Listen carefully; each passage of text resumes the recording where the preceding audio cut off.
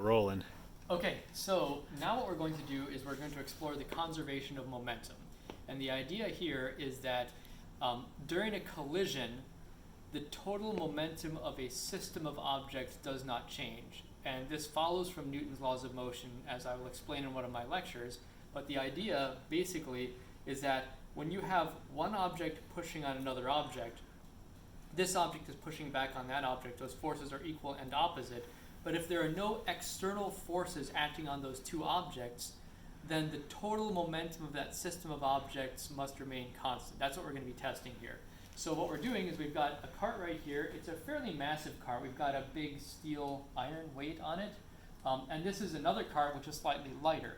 We've got the motion detector set up, and we're going to measure the speed of this cart as it's approaching this other one, and then it's going to collide, and they're going to stick together because there's Velcro between them, and they're going to be moving along, and we're going to find the speed is slightly less after the collision than before.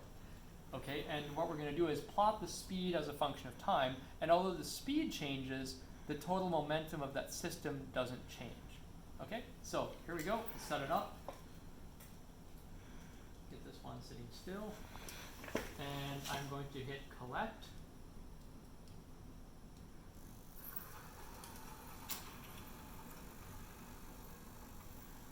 Okay, and then if you look at kind of how this analysis goes down, you'll see here I've got the initial speed corresponds to the slope here, and the final speed to the slope here, and I'm going to do analysis and talk about this in one of my other lectures. Okay?